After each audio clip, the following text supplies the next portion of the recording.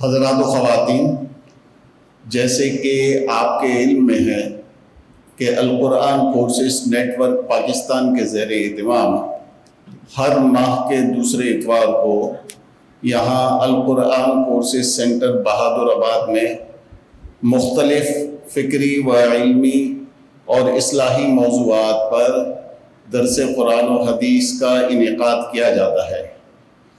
آج کا درس قرآن و حدیث بھی اسی سلسلے کی کڑی ہے، اور آج کا ہمارا موضوع انتہائی امپورٹنٹ، یعنی کہ قبائلی معاشروں میں غیرت کے نام پر قتل، اسباب و سدباب۔ آج کے ہمارے درس کے مدرس ہیں محترم جناب مولانا ڈاکٹر عبدالقادر ہاشم صاحب، جو کہ دارالعلوم کورنگی کے سابق استاذ بھی ہیں۔ میں جناب ڈاکٹر صاحب سے گزارش کروں گا کہ مذکورہ موضوع پر درس قرآن و حدیث کا آغاز فرمائیں۔ جزاک اللہ۔ الحمدللہ رب العالمین والصلاة والسلام علی سید الانبیاء والمرسلین وعلی آلہ وصحبہ اجمعین ومن تبعهم بإحسان إلى يوم الدين۔ اعوذ باللہ من الشیطان الرجیم، بسم اللہ الرحمن الرحیم۔ ومن قتل مؤمنا متعمدا فجزاؤه جہنم خالدا فيها وغضب اللہ علیہ ولعنہ وأعد له جہنم وساءت مصیرا۔ وقال تعالى ولا تقتلوا النفس التي حرم الله إلا بالحق۔ وقال تعالى لأجل ذلك كتبنا على بني إسرائيل أنه من قتل نفسا بغير نفس أو فساد في الأرض فكأنما قتل الناس جميعا ومن أحياها فكأنما أحيا الناس جميعا۔ وقال النبي صلى الله عليه وسلم سباب المؤمن فسوق وقتاله كفر، أو كما قال صلى الله عليه وسلم۔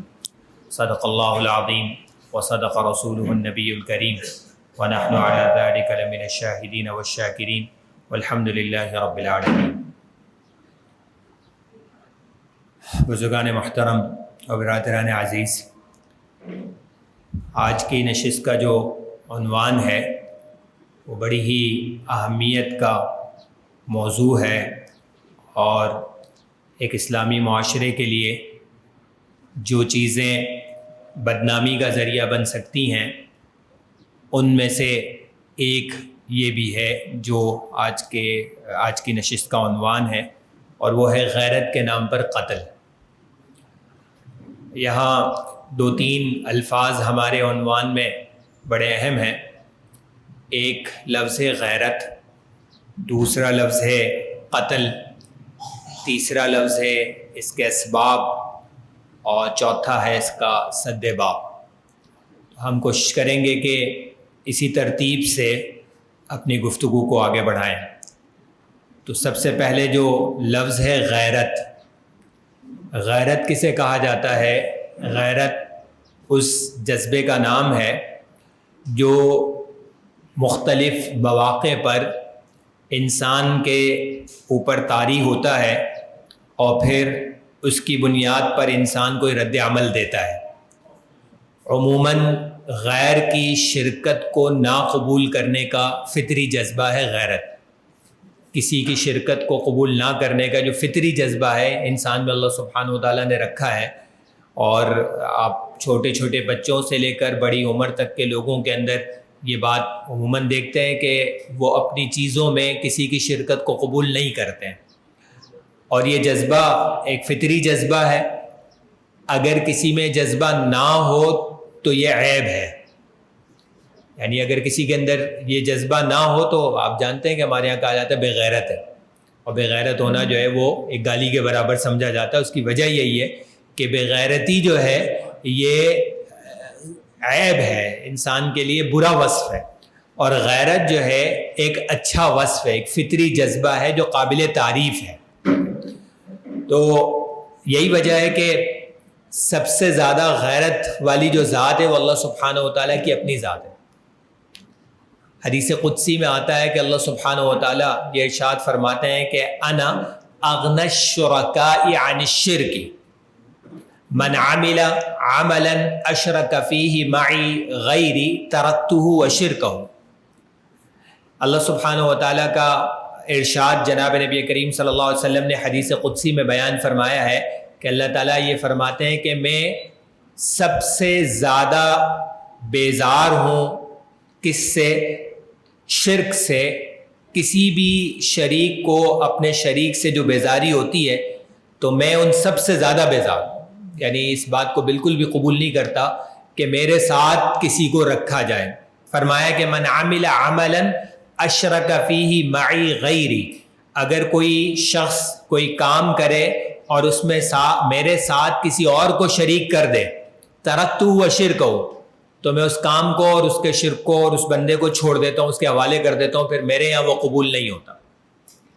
جس کو دوسرے الفاظ میں ہمارے یہاں ریا بھی کہا جاتا ہے، دکھلاوا بھی کہا جاتا ہے، کہ وہ کام جو اللہ کو راضی کرنے کے لیے کیا جائے اس میں اگر کسی اور کی رضامندی مطلوب ہو جائے تو اللہ سبحانہ و تعالیٰ کے یہاں پھر یہ عمل قابل قبول نہیں ہوتا.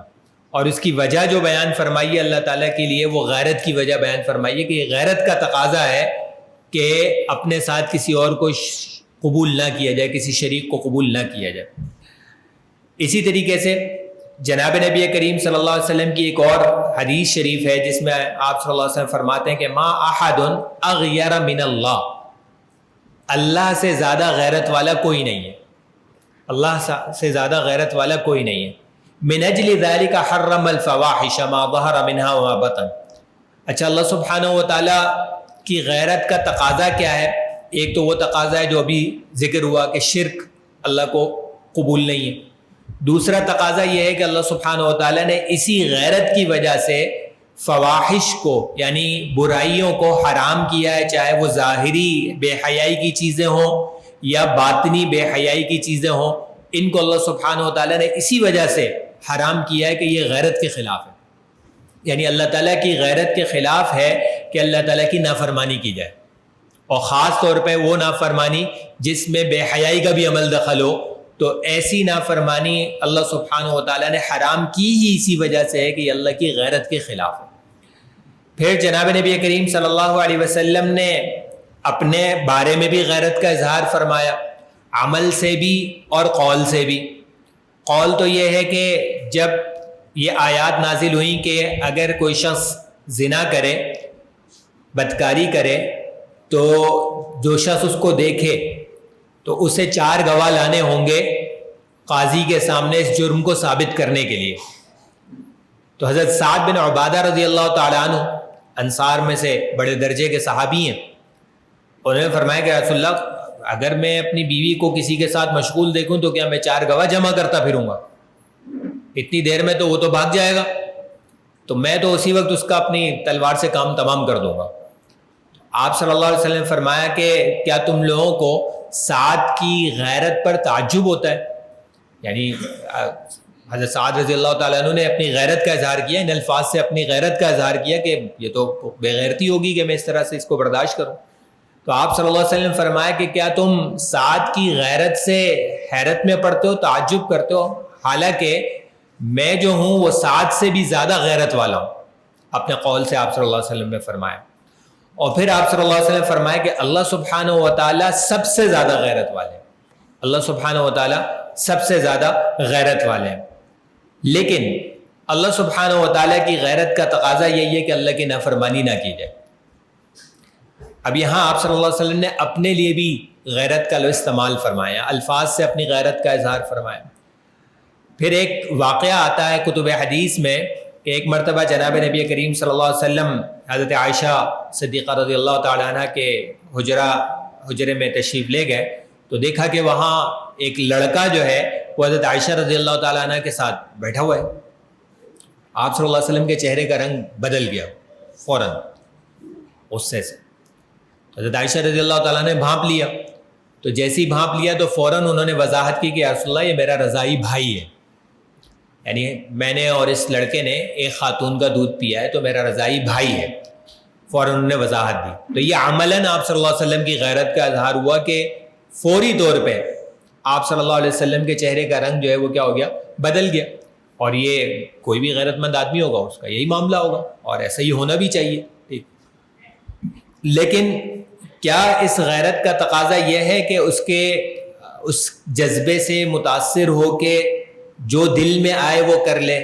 تو اس کی آپ صلی اللہ علیہ وسلم نے حوصلہ افزائی نہیں فرمائی. حضرت سعد رضی اللہ تعالیٰ عنہ کے جذبہ غیرت کی تو حوصلہ افزائی فرمائی کہ یہ اچھی چیز ہے، میرے اندر بھی غیرت ہے، اللہ کے اندر بھی غیرت ہے، لیکن کہیں یہ نہیں فرمایا کہ ٹھیک ہے تم اس کو قتل کر دینا، یہ نہیں فرمایا، بلکہ یہ فرمایا کہ اللہ کی غیرت کا تقاضا یہ ہے کہ اللہ کے حکم پر عمل کیا جائے. اللہ ہی نے تو حکم دیا ہے کہ اگر کسی کو بدکاری کرتے ہوئے دیکھیں تو 4 گواہ لانے ہوں گے، اور پھر ان 4 گواہوں کے ذریعے سے کیا کیا جائے گا؟ فیصلہ کیا جائے گا. یہ اللہ ہی کا تو حکم ہے، کسی انسان کا حکم تو نہیں ہے یہ. تو اس معاملے میں بھی اللہ تعالیٰ ہی کے حکم پر کیا کیا جائے گا؟ عمل کیا جائے گا، اور یہی کیا ہوگا؟ غیرت کا تقاضا ہوگا. حضرات صحابہ کرام میں سے دیگر اصحاب کی بھی غیرت معروف ہے. ہر مومن غیرت مند ہوتا ہے. حدیث میں آتا ہے کہ والمؤمن یغار، ہر مومن کے اندر کیا ہوتی ہے؟ غیرت ہوتی ہے. ٹھیک ہے.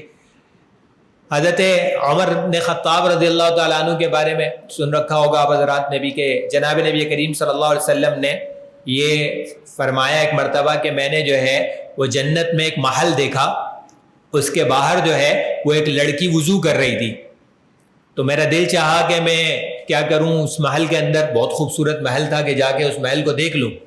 تو میں نے پوچھا کہ بھئی کس کا محل ہے؟ تو بتایا کہ بھئی یہ عمر کا ہے.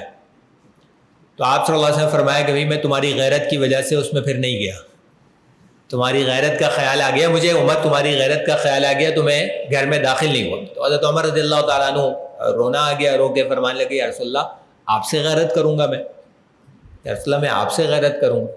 لیکن ان کی یہ غیرت جو تھی وہ معروف تھی. جناب نبی کریم صلی اللہ علیہ وسلم نے اس جذبے کی قدر کرتے ہوئے اپنے عمل کے اندر اس کا کیا کیا؟ اظہار فرمایا.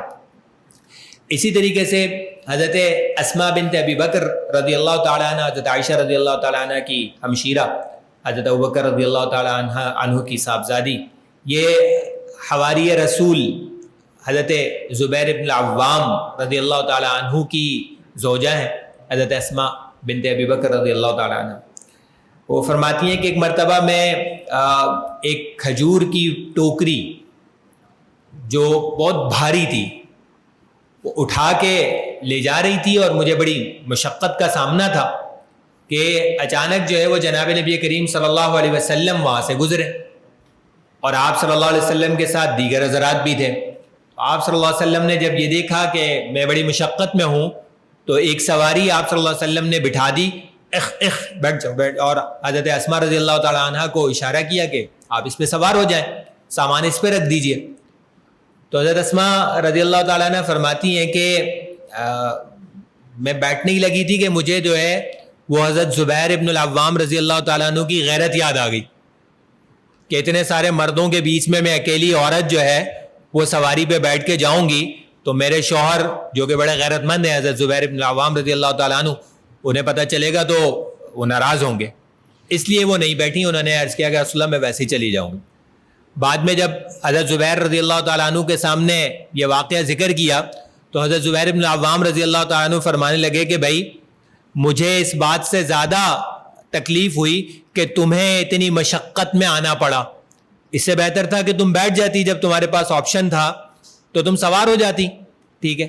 لیکن یہاں جو پتہ کی بات ہے وہ یہی ہے کہ حضرت اسماء رضی اللہ تعالیٰ عنہ اپنے شوہر کی غیرت کے حوالے سے واقف ہیں، اور انہیں یہ اچھا نہیں لگ رہا کہ مردوں کے بیچ میں اکیلی خاتون جو ہے وہ کیا ہو جائیں؟ سوار ہو جائیں. اس کے لیے وہ تیار نہیں ہو رہی ہیں. حضرت ابوبکر رضی اللہ تعالیٰ عنہ کے سامنے جب یہ پورا واقعہ آیا تو انہوں نے پھر باقاعدہ ایک خادم جو ہے وہ مقرر کر دیا، ایک نوکر مقرر کر دیا حضرت اسماء رضی اللہ تعالیٰ عنہ کے لیے، تاکہ ان کو جو ہے وہ زحمت نہ ہو آئندہ اس طرح کے مشقت کے کاموں میں. لیکن جو واقعہ ہے وہ یہی ہے کہ جناب نبی کریم صلی اللہ علیہ وسلم دعوت دے رہے ہیں اور اسماء رضی اللہ تعالیٰ عنہ اپنے شوہر کی غیرت کو یاد فرما رہی ہیں. تو بہرحال یہ غیرت جو ہے یہ ایک فطری جذبہ ہے، اور اگر یہ جذبہ نہ ہو تو بےغیرتی ہوتی ہے، اور وہ بےغیرتی بعض اوقات انتہائی درجے کی ہوتی ہے. اور اگر انتہائی درجے کی بےغیرتی ہو جائے تو حدیث شریف میں آتا ہے کہ جنت میں دیوس داخل نہیں ہوگا. دیوس جو ہے وہ جنت میں داخل نہیں ہوگا.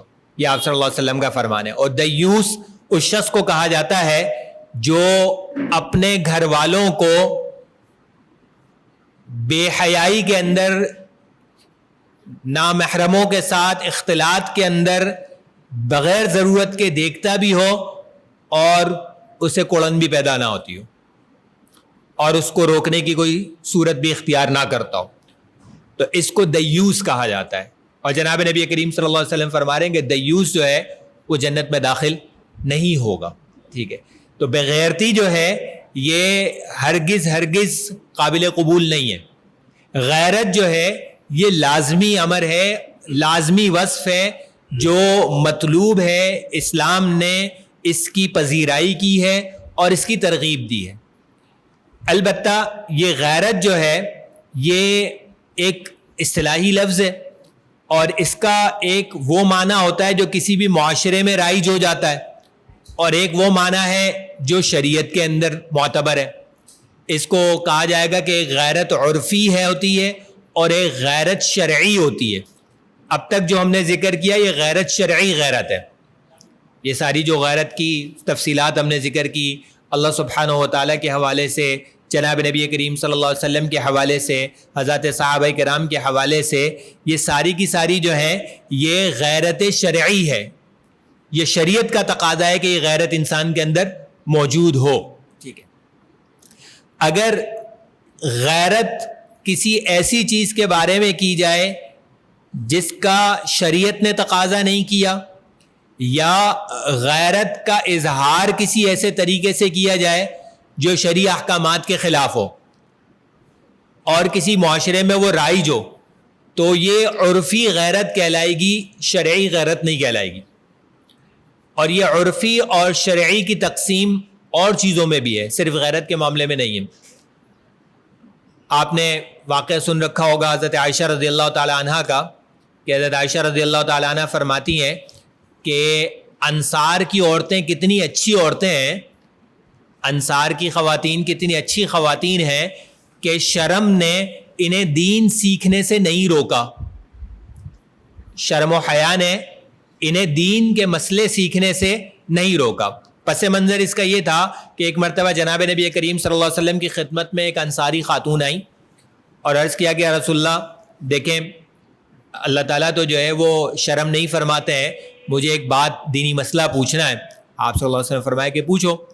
تو انہوں نے عرض کیا کہ یا رسول اللہ یہ فرمائیے کہ اگر عورت ویسا ہی خواب دیکھے جیسا کہ مرد دیکھتے ہیں جس کی وجہ سے غسل لازم ہوتا ہے تو کیا حکم ہے؟ تو جو خواتین موجود تھیں وہ ایک دوسرے کو یہ کیسے سوال کر رہی ہے، اس کو شرم نہیں آ رہی ہے. یعنی بے شرمی کا سوال بظاہر سمجھا جا رہا ہے کہ براہ راست کسی مرد سے جو ہے وہ اس طرح کا سوال کرنا. ٹھیک ہے، لیکن آپ صلی اللہ علیہ وسلم نے اس پہ ان کو نہ ڈانٹا، نہ ان کو جو ہے وہ شرم دلائی کہ تمہیں شرم نہیں آتی ہے، تم یہ سوال مجھ سے ڈائریکٹ پوچھ رہی ہو، ایسا کچھ بھی نہیں کیا. بلکہ آپ صلی اللہ علیہ وسلم فرما دیا کہ اس کے لیے بھی وہی حکم ہے جو مردوں کے لیے حکم ہے، اسے بھی غسل کرنا پڑے گا جیسا کہ مردوں کو غسل کرنا پڑتا ہے. اس موقع پہ حضرت عائشہ رضی اللہ تعالیٰ عنہ نے یہ بات ارشاد فرمائی کہ انصار کی خواتین جو ہیں وہ بڑی اچھی خواتین ہیں کہ غیرت نے انہیں، شرم و حیا نے انہیں دین کے مسئلے سیکھنے سے نہیں روکا. اب یہاں اگر آپ غور کریں تو بنیادی بات یہ کہ ایک شرم و حیا کا وہ تصور تھا جو معاشرے میں رائج تھا، جس کی طرف حضرت عائشہ رضی اللہ تعالیٰ عنہ کیا کر رہی ہیں، اشارہ کر رہی ہیں کہ وہ شرم جو معاشرے میں رائج تھی وہ تو اس سوال سے روکتی تھی کہ یہ سوال نہیں کرنا چاہیے تھا. لیکن جو سوال انہوں نے کر لیا وہ اسلامی شرم کے خلاف نہیں تھا، اسلامی حیا کے خلاف نہیں تھا، شرعی حیا کے خلاف نہیں تھا. اس لیے جب ہم اپنے معاشرے میں چیزوں کو، اصطلاحات کو استعمال کرتے ہیں تو یہ ضروری نہیں ہوتا کہ ہمارے معاشرے میں جو مفہوم کسی لفظ کا لیا جا رہا ہے وہ مفہوم شریعت میں بھی قابل اعتبار ہو. یہ ضروری نہیں ہوتا. ایسا ہو سکتا ہے کہ معاشرے میں تو اس کو قبولیت پذیرائی ملی ہوئی ہے لیکن شریعت کی نظر میں وہ قابل قبول نہ ہو، ایسا بہت ممکن ہوتا ہے. یہی معاملہ غیرت کا بھی ہے کہ غیرت کے حوالے سے ہمارے یہاں جس طرح کی کا رد عمل اور جس طرح کی کا اثر قبول کیا جاتا ہے کچھ چیزوں سے، وہ ہو سکتا ہے کہ عرف میں تو قابل قبول ہو کسی عرف میں، لیکن حقیقت میں شریعت کی نظر میں وہ قابل قبول نہ ہو۔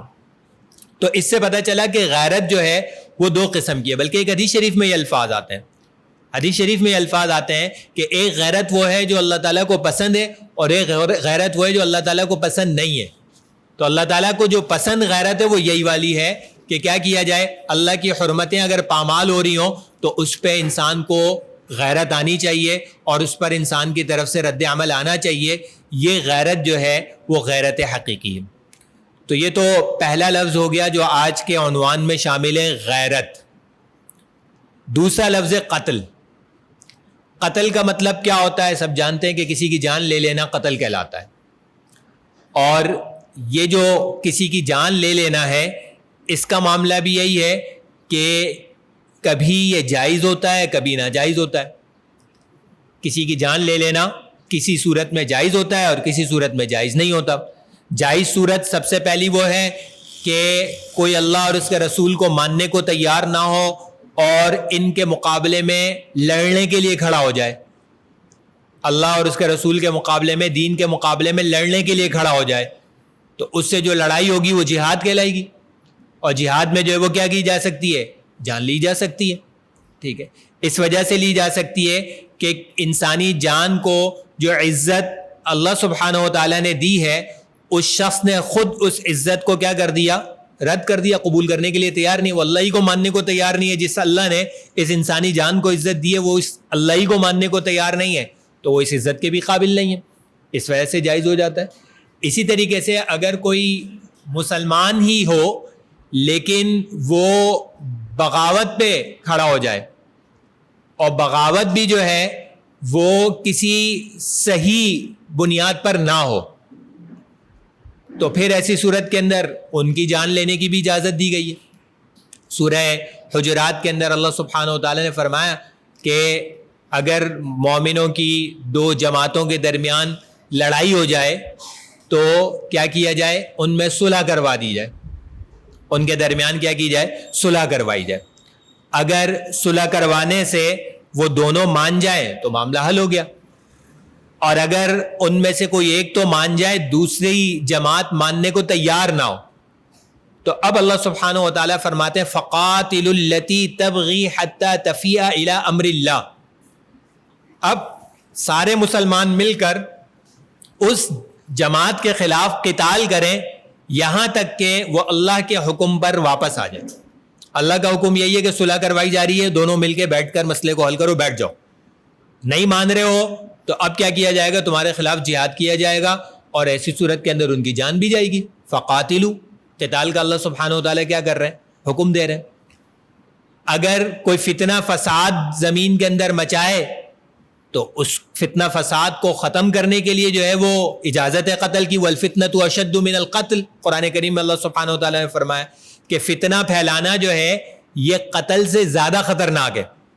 یعنی اگر کوئی فتنہ پھیلا رہا ہے اور اس کو قتل کیا جا رہا ہے تو دیکھنے میں تو یہ لگ رہا ہے کہ جان لی جا رہی ہے، ایک انسان کی جان لی جا رہی ہے، دیکھنے میں جان کا معاملہ زیادہ اہم لگتا ہے، لیکن اللہ سبحانہ و تعالیٰ فرماتے ہیں کہ فتنہ جو ہے یہ جان سے زیادہ خطرناک ہے۔ ٹھیک ہے، اس وجہ سے جان لینے کی اجازت دی جا رہی ہے، تو یہ قتل بھی کیا ہوگا؟ حق ہوگا۔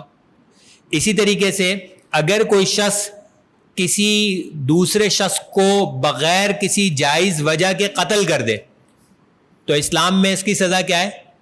قصاص۔ قصاص کا مطلب کیا ہوتا ہے؟ جان کے بدلے جان، جان کے بدلے جان۔ وَلَكُمْ فِي الْقِصَاصِ حَيَاةٌ يَا أُولِي الْأَلْبَابِ، یا عقل والوں تمہارے لیے جان کے بدلے جان لے لینے میں زندگی ہے۔ دیکھنے میں تو ایک تو شخص مر ہی گیا جس کو قتل کر دیا، اب دوسرے کو بھی قتل کر دیا جائے تو ایک اور جان جا رہی ہے، دیکھنے میں تو زندگی ختم ہو رہی ہے، لیکن اللہ سبحانہ و تعالیٰ فرما رہے کہ نہیں، اس میں زندگی ہے۔ اس وجہ سے زندگی ہے کہ اگر یہ نہ کیا جائے تو ہر دوسرا شخص کسی کی جان لینے کے لیے تیار ہو جائے گا، لیکن اگر یہ سزا جاری کی جائے تو ہر شخص کو یہ خطرہ رہے گا کہ اگر میں نے کسی کی جان لی تو پھر میری بھی خیر نہیں ہے، میری بھی جان جائے گی۔ اس طرح کوئی کسی کی جان لینے سے روکے گا، اور معاشرے میں، کسی سوسائٹی میں انسانی زندگی کی جو ہے وہ بقا ممکن ہو پائے گی۔ یہاں پر جان لینے کی کیا دی جا رہی ہے؟ اجازت دی جا رہی ہے قصاص کی صورت میں۔ اسی طریقے سے اگر کوئی شادی شدہ شخص زنا کرے، بدکاری کرے، اور اس کی بدکاری اس طرح سے ثابت ہو جائے جس طرح سے شریعت نے ثابت کرنے کا طریقہ بتایا ہے کہ 4 گواہ اس بات کی گواہی دیں کہ انہوں نے بالکل واضح طور پر اس کو بدکاری کرتے ہوئے دیکھا ہے، تو پھر ایسی صورت کے اندر کیا کیا جاتا ہے؟ اس کو رجم کیا جاتا ہے، یعنی پتھر مار مار کے سنسار کر کے اس کی جان لے لی جاتی ہے۔ یہ بھی جو ہے وہ کیا ہے؟ ایک قتل حق کی صورت جناب نبی کریم صلی اللہ علیہ وسلم نے بیان فرمائی ہے۔ اور اگر جو ہے ایسا نہ ہو، یعنی گواہی اس طرح سے نہ ہو، جرم پوری طرح سے ثابت نہ ہو، تو پھر اس کی اجازت نہیں ہے کہ اس کو کیا کیا جائے؟ حد کے اندر جو ہے وہ قتل کیا جائے۔ تیسری ایک صورت جناب نبی کریم صلی اللہ علیہ وسلم نے بیان فرمائی ہے، وہ ہے حد ارتداد، کہ اگر کوئی شخص جو ہے وہ اسلام میں داخل ہونے کے بعد اسلام سے نکل جائے تو اس کو موقع دیا جاتا ہے، اس کے اگر کوئی اشکالات ہوتے ہیں، کوئی اس کے سوال جواب ہوتے ہیں تو اس کو حل کرنے کی کوشش کی جاتی ہے۔ لیکن اگر وہ پھر بھی مطمئن نہیں ہوتا اور واپس آنے کے لیے تیار نہیں ہوتا تو پھر شریعت نے اس کی سزا جو ہے وہ کیا رکھی ہے؟ من بدل دینہ فاقتلوہ، کہ جو اپنے دین کو تبدیل کر دے تو اس کو قتل کر دو۔ یہ بھی جو ہے وہ قتل کی ایک جائز صورت بیان کی گئی ہے۔ اسی طریقے سے اگر کسی شخص کے اوپر کوئی حملہ کرے تو اپنی جان بچانے کے لیے اگر اس کو سامنے والے کو مارنا پڑے اور کوئی صورت نہ ہو تو یہ بھی جو ہے وہ کیا ہے؟ جواز کی ایک صورت ہے۔ کوئی کسی کے مال پر حملہ آور ہو اور اس کی حفاظت کی کوئی اور صورت نہ ہو تو اپنی جان دینا بھی جائز ہوتا ہے، دوسرے کی جان لینا بھی کیا ہوتا ہے؟ جائز ہوتا ہے۔ کوئی کسی کی عزت پر حملہ آور ہو اور عزت کے بچاؤ کی کوئی اور صورت ممکن نہ ہو تو ایسی صورت کے اندر بھی جان لینا کیا ہوتا ہے؟ جائز ہوتا ہے۔ حضرت عمر رضی اللہ تعالیٰ عنہ کے زمانے میں ایک واقعہ پیش آیا کہ ایک راستے میں سے ایک نوجوان کی لاش ملی، قاتل تلاش کرتے رہے نہیں ملا، 1 سال گزر گیا، پورا 1 سال گزر گیا، نہیں پتہ چلا کہ کس نے قتل کیا۔ 1 سال کے بعد بالکل اسی جگہ پر ایک نومولود بچہ پڑا ہوا ملا، چھوٹا سا بچہ۔ اب جب تحقیق کی تو ایک لڑکی جو ہے وہ سامنے آئی اور اس نے بتایا کہ اصل میں معاملہ یہ ہے کہ اس نوجوان کو میں نے قتل کیا تھا اور اس نے میرے ساتھ زیادتی کی تھی، یہ اس کا بچہ ہے، اس زیادتی کا نتیجہ یہ بچہ ہے۔ میں نے اس معاملے کو چھپا کے رکھا تھا تاکہ جو ہے وہ اس موقع کے لیے چھپا کے رکھا تھا، اب میں نے یہاں پہ اس بچے کو خود ڈالا ہے۔ حضرت عمر رضی اللہ تعالیٰ عنہ نے اس لڑکی کو کوئی سزا نہیں دی کہ تم نے ٹھیک کیا، تمہیں یہی کرنا چاہیے تھا، ٹھیک ہے۔ اس سے پتہ چلا کہ اپنی عزت کی کے دفاع میں اگر کسی کو قتل کرنے کے علاوہ اور کوئی حل نہ ہو تو اس کو بھی کیا کیا گیا ہے؟ اجازت دی گئی ہے۔ اسی طریقے سے اگر کسی جگہ پر بدکاری ہو رہی ہے اور بدکاری روکنے کی قتل کے علاوہ اور کوئی صورت نہیں بن پا رہی ہے تو ایسی صورت میں بھی اگر کسی نے قتل کر دیا اور ثابت کر دیا کہ ایسا تھا تو اس قاتل کو بھی سزا نہیں دی جائے گی۔ کسی جگہ کوئی خدا نخواستہ اللہ حفاظت فرمائے کہیں ریپ ہو رہا ہے اور کچھ لوگ جو ہیں وہ زبردستی کسی کے ساتھ زیادتی کر رہے ہیں اور وہ کئی سارے لوگ ہیں، ایک اکیلا آدمی دیکھ رہا ہے، وہ اکیلا آدمی اور کچھ نہیں کر سکتا، اس کے پاس پسٹل ہے، وہ ان کو روک رہا ہے کہ چھوڑ دو اس کو، چھوڑ دو، کہتے ہیں تو کون، دیکھ لیتے ہیں تجھے بھی۔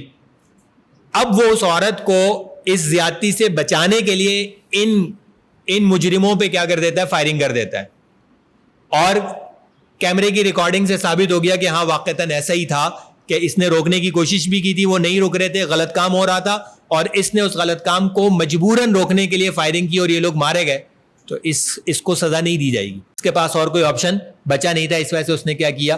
یہ اقدام کیا۔ یہ چند صورتیں ہیں جس میں قتل کی اجازت ملتی ہے۔ ایک واقعہ اور بھی آتا ہے حدیث کی کتابوں میں کہ ایک مرتبہ ایک عورت کسی بازار میں گئی کسی یہودی کی دکان پہ، اس یہودی نے حرکت یہ کی کہ چپکے سے ان کا لباس کسی ایسی چیز سے باندھ دیا کہ اسے پتا تھا کہ جب یہ کھڑی ہوگی نا تو لباس کھل جائے گا۔ اس نے یہ حرکت کی، وہ خریداری کر کے جب کھڑی ہوئیں تو ان کا لباس کھل گیا اور بے پردہ ہو گئیں۔ اس وقت انہوں نے جو ہے وہ آواز دی مسلمانوں کو، تو ایک مسلمان نے دیکھ لیا معاملہ، اس نے فوراً اس یہودی کو قتل کر دیا، اب یہودیوں نے شور مچایا کہ جی ہمارے بندے کو جو ہے وہ ناحق کیا کر دیا گیا، قتل کر دیا گیا ہے، لیکن واقعہ سامنے آنے پر جناب نبی کریم صلی اللہ علیہ وسلم نے ان کی بات کو نہیں مانا اور کہا کہ یہی ہونا چاہیے تھا. اس عورت کے ساتھ کیا کیا گیا ہے؟ غلط کیا گیا ہے، اور اس کی وجہ سے غیرت کا تقاضا تھا. غیرت کی بنیاد پہ انہوں نے کیا کر لیا، ایک مومن نے جو جس خاتون کے لیے فیصلہ کیا وہ خاتون ان کی کوئی رشتہ دار کچھ بھی نہیں ہے. یہ ایمانی غیرت کا کیا تھا؟ تقاضا تھا. ان کے سامنے ایک غلط کام ہوا، انہوں نے اس کو کیا کر دیا؟ اس کے ذریعے سے ختم کر دیا. تو یہ تو ساری صورتیں وہ ہیں جن کو قتل حق کہا جا سکتا ہے. قتل ناحق کون سا ہوگا؟ جو ان کے علاوہ ہوگا. نہ تو جہاد ہے، نہ بغاوت ہے، نہ عزت کا دفاع ہے، نہ مال کا دفاع ہے، نہ جان کے بدلے جان ہے، نہ زنا کی سزا ہے، نہ ارتداد کی سزا ہے، نہ کسی کی جو ہے وہ ایمانی غیرت کا معاملہ ہے، کچھ بھی نہیں ہے.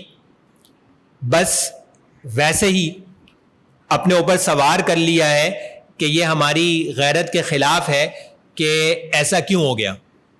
اور جو کچھ ہوا ہے وہ شریعت کی نظر میں کسی کی جان لینے کا اختیار نہیں دیتا.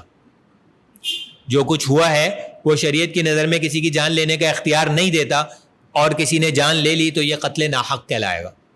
اور قتل ناحق کس قدر خطرناک ہے، اس کے لیے چند آیات مبارکہ اور احادیث مبارکہ پر غور کیا جائے تو پتہ چلتا ہے کہ یہ انتہائی خطرناک چیز ہے. اللہ سبحانہ و تعالیٰ کا ارشاد ہے کہ وَمَن يَقْتُلْ مُؤْمِنًا مُتَعَمِّدًا، جو کسی کو زبردستی جان بوجھ کے قتل کر دے، کسی مومن کو جان بوجھ کے قتل کر دے، فَجَزَاؤُهُ جہنم، اس کا بدلہ جو ہے وہ جہنم ہے، خالداً فیہا، ہمیشہ ہمیشہ اس میں رہے گا، غضب اللہ علیہ، اللہ کا غضب اس کے اوپر ہے، وَلَعْنَ، اللہ کی لعنت اس کے اوپر ہے، وَعَدَّ لَهُ جہنم، اللہ نے اس کے لیے جہنم تیار کر رکھی ہے، وَسَاءَتْ مَصِيرًا، بہت ہی بدترین ٹھکانہ. کتنی باتیں اللہ سبحانہ و تعالیٰ فرما رہے ہیں. اب ایک ہی کافی تھا کہ جس نے کسی کو ناحق قتل کیا وہ جہنم میں جائے گا، کافی تھا. جہنم میں جانے میں ساری باتیں شامل ہو جاتی ہیں، لیکن اللہ سبحانہ و تعالیٰ نے اس برائی کی شناعت کو اور اس کے انتہائی درجے کی برائی ہونے کو بیان کرنے کے لیے اتنے سارے الفاظ اللہ سبحانہ و تعالیٰ نے ارشاد فرمائے کہ فجزاؤ جہنم، جہنم اس کا ٹھکانہ ہوگا، اور غضب اللہ علیہ، اللہ اس پر جو ہے وہ کیا ہے؟ غصے ہیں، ناراض ہیں. جو جس پر اللہ کا غضب ہو وہ کہاں جائے گا؟ اللہ کی اس کے اوپر لعنت ہو، جس پر اللہ کی لعنت ہو وہ کہاں جائے گا؟ کس وجہ سے؟ ناحق قتل کرنے کی وجہ سے. اگر کسی کو ناحق قتل کر دیا اور جان بوجھ کے قتل کر دیا، جان بوجھ کے قتل کا مطلب یہ ہوتا ہے کہ انسان قتل کے ارادے سے کسی پر کیا کرے؟ حملہ آور ہو. ٹھیک ہے، اور یہ ہم سب جانتے ہیں کہ ارادہ ایک ایسی چیز ہے جو دل کے اندر ہوتا ہے. ارادہ جو ہوتا ہے وہ کہاں ہوتا ہے؟ دل کے اندر ہوتا ہے. انسان نہیں پتہ چلا سکتا ہے کہ دل کے اندر کیا تھا. ہو سکتا ہے کہ کوئی کسی کو کسی لوہے سے مارے لیکن دل میں اس کو قتل کرنے کا ارادہ نہ ہو، اور ہو سکتا ہے کہ کوئی کسی کو لکڑی سے مارے لیکن اصل مقصد اس کا کیا ہو؟ جان سے مار دینا ہو. تو دل میں کیا ہے یہ نہیں پتہ چلایا جا سکتا، اس لیے ظاہر پر اس کا مدار رکھا گیا ہے. ظاہر پر اس کا مدار رکھا گیا ہے. ظاہر پہ کس طرح مدار رکھا گیا ہے؟ اس بات پہ مدار رکھا گیا ہے کہ کیا چیز استعمال کی ہے مارنے کے لیے، آلہ قتل کیا ہے، اس پر مدار رکھا گیا ہے. اگر کوئی ایسی چیز کسی نے استعمال کی جس سے عام طور پہ بندہ مر جاتا ہے تو اس کو کہا جائے گا جان بوجھ کے مارنا. اور اگر کوئی ایسی چیز استعمال کی جس سے عام طور پہ بندہ نہیں مرتا ہے تو اس کو کہا جائے گا قتل خطا.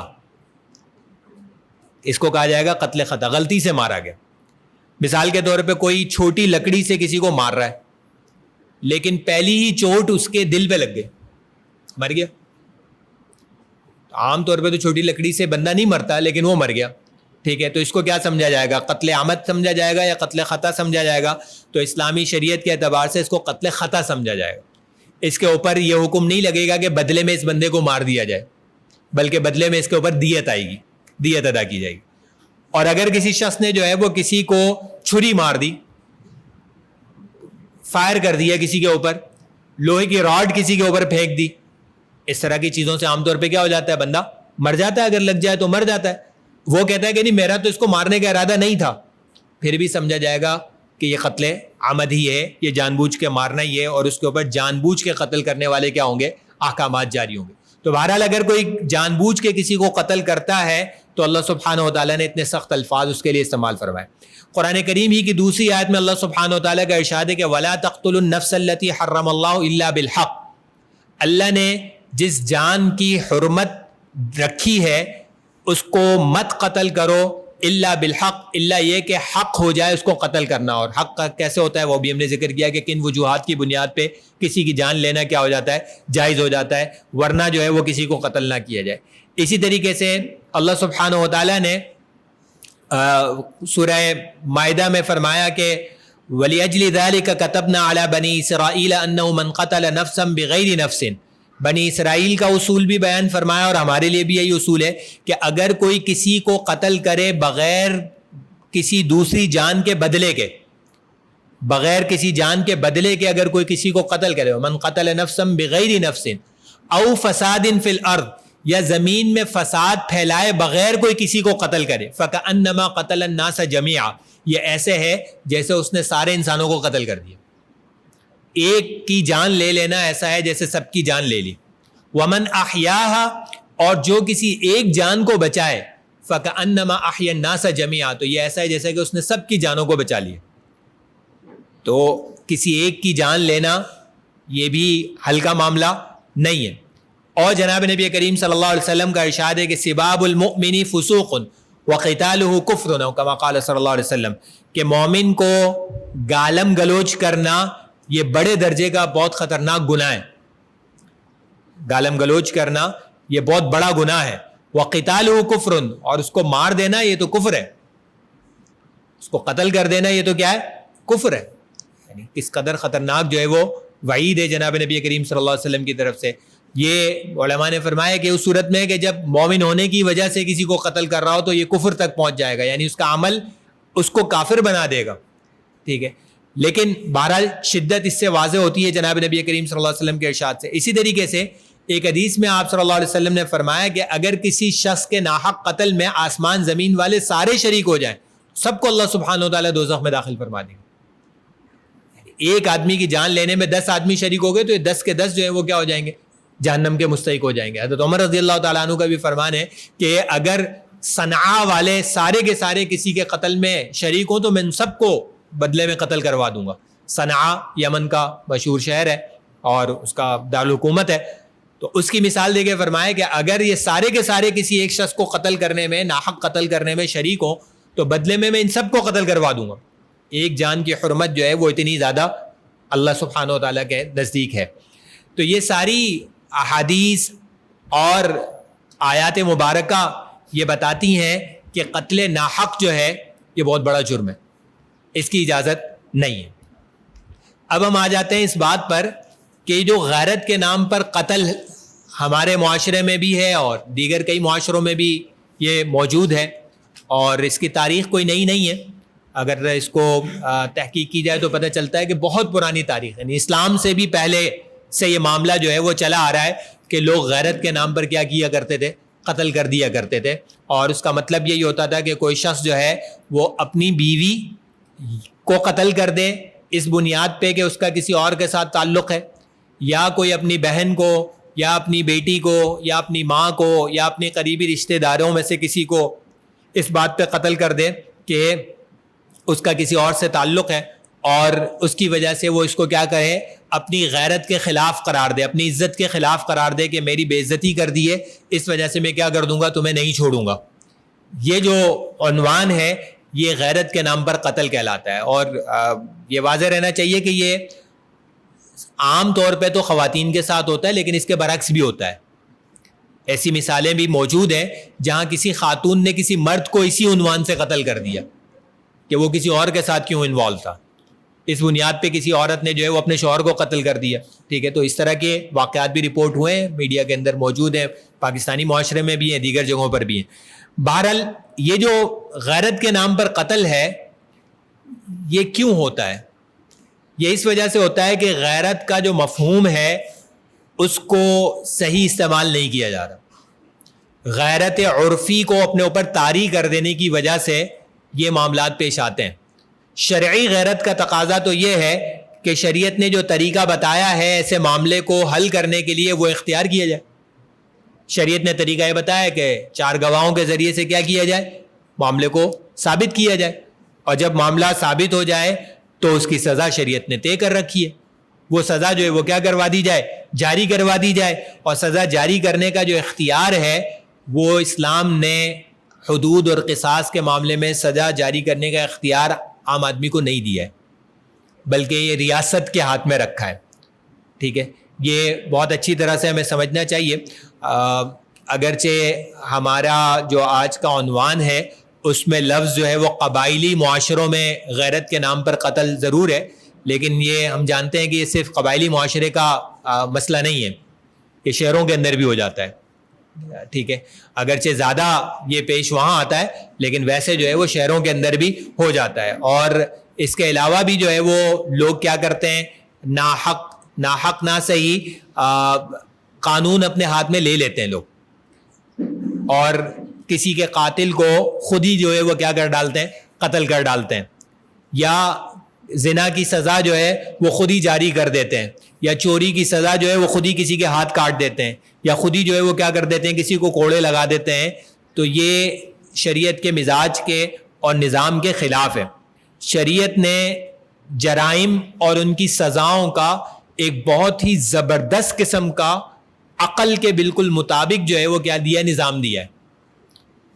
اسلام کا جو نظام حدود و تعزیرات ہے وہ بہت ہی جاندار قسم کا نظام ہے. مختصراً اس کو عرض کر دیتا ہوں کہ اسلام نے, اللہ سبحانہ و تعالیٰ نے جو جرائم دنیا میں ہوتے ہیں ان کو 2 حصوں میں تقسیم کیا ہے.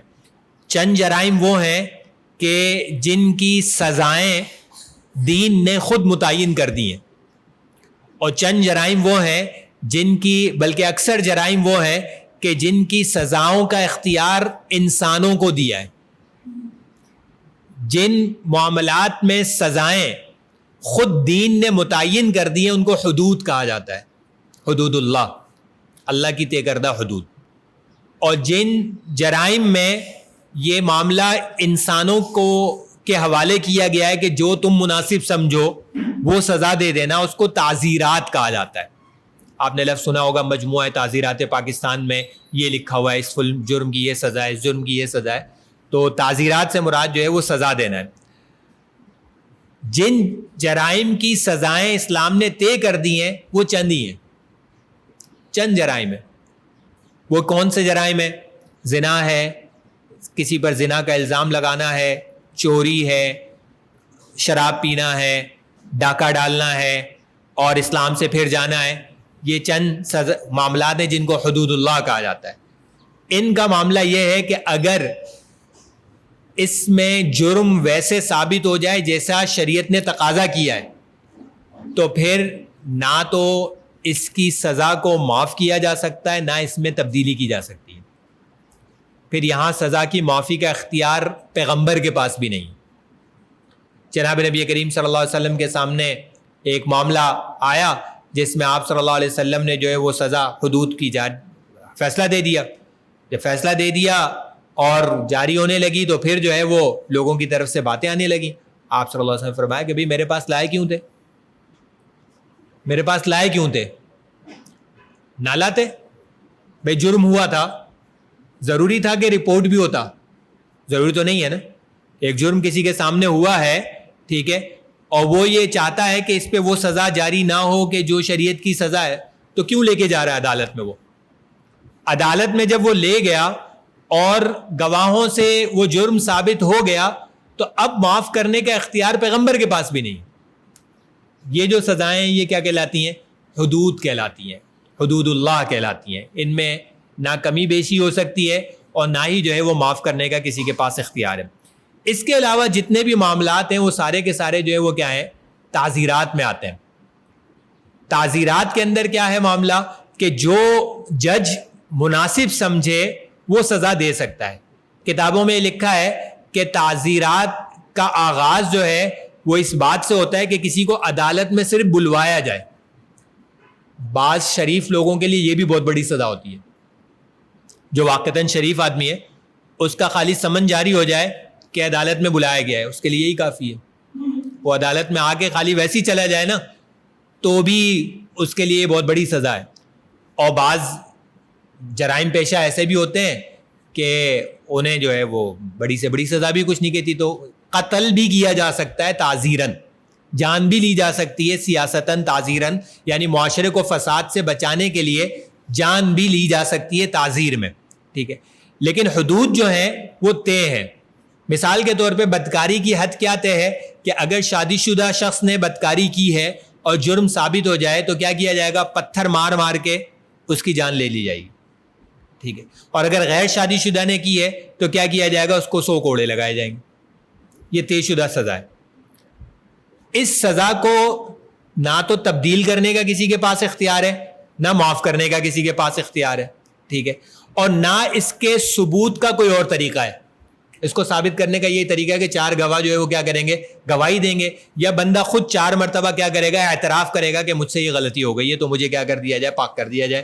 جیسا کہ حضرت معاذ اسلمی رضی اللہ تعالیٰ عنہ کا واقعہ ہے, اور حضرت امراء غامدیہ رضی اللہ تعالیٰ عنہ کا واقعہ ہے کہ انہوں نے خود آ کے اپنے آپ کو پیش کیا کہ یا رسول اللہ ہم سے یہ جرم ہو گیا ہے, آپ ہمیں کیا کر دیجئے, پاک کر دیجئے. اور انہیں پھر سنسار کر کے کیا کر دیا گیا, ان کی جان لی گئی. لیکن اس کے علاوہ کوئی اور طریقہ نہیں ہے. جرم ثابت ہونا ضروری ہے سزا کے جاری ہونے کے لیے. اگر جرم ثابت ہی نہ ہو اور کوئی شخص کیا کرے, کسی کے اوپر یہ الزام لگائے, تو شریعت نے ایک اور حد رکھی ہوئی ہے, وہ حد قذف کہلاتی ہے. کہ اگر کوئی کسی کے اوپر یہ الزام لگائے کہ اس نے بدکاری کی ہے اور لفظ زنا کا استعمال کرے, اور پھر 4 گواہوں سے اس کو ثابت نہ کر سکے, تو جانتے ہیں آپ حضرات کہ کیا ہوگا, اس شخص کو 80 کوڑے لگائے جائیں گے جس نے یہ کہا ہے. اگر 3 بھی گواہ ہیں تو ان تینوں کو کیا کیے جائیں گے, 80 کوڑے لگائے جائیں گے. 2 ہیں تو دونوں کو جو ہے وہ کیا کیے جائیں گے, 80 کوڑے لگائے جائیں گے. یہاں تک کہ 4 پورے اگر ہوں تو پھر کیا ہوگا, تحقیق کرنے کے بعد یہ جرم ثابت ہو جائے گا تو مجرم کو کیا دی جائے گی, زنا کی حد جاری کی جائے گی, ورنہ الزام لگانے والوں کو کیا کی جائے گی, حد جاری کی جائے گی. اب آپ تھوڑی دیر کے لیے تصور کیجئے کہ غیرت کے نام پہ جو قتل ہوتے ہیں وہ عموماً کیا ہوتے ہیں. عموماً یہ ہوتے ہیں کہ لڑکی جو ہے وہ کسی کے ساتھ گھر سے چلی گئی ہے. عموماً یہ ہوتا ہے کہ اس نے ہماری مرضی کے بغیر کسی سے شادی کر لی ہے. زنا نہیں کیا بلکہ کیا کر لی ہے, شادی کر لی. یہ عمومی وجہ ہوتی ہے اس کی. تو کیا یہاں وہ جرم ثابت ہو گیا جس کی سزا جو ہے وہ جان لینا ہے؟ نہیں ہوا, جرم ہی ثابت نہیں ہوا. اور اگر جرم ثابت ہو بھی جاتا تو کیا یہ اختیار افراد کے پاس ہے یا ریاست کے پاس ہے؟ تو افراد کے پاس تو نہیں ہے, یہ معاملہ تو ریاست کے پاس ہے, ٹھیک ہے.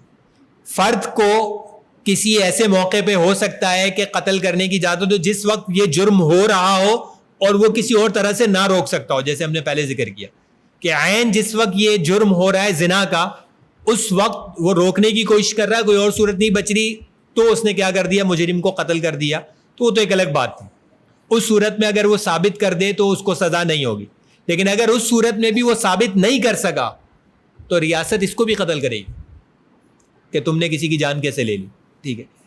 تو ہمارے معاشرے میں جو غیرت کے نام پر قتل عموماً ہوتا ہے وہ غیرت کا غلط تصور ہے. یعنی اس بات کو اپنی غیرت کے خلاف سمجھنا کہ کسی لڑکی نے یا لڑکے نے اپنی مرضی سے شادی کیوں کر لی, ہماری مرضی کے مطابق شادی کیوں نہیں. حالانکہ ہم جانتے ہیں کہ نکاح یا شادی جو ہے وہ ایک فطری خواہش کی تکمیل کا جائز طریقہ ہے.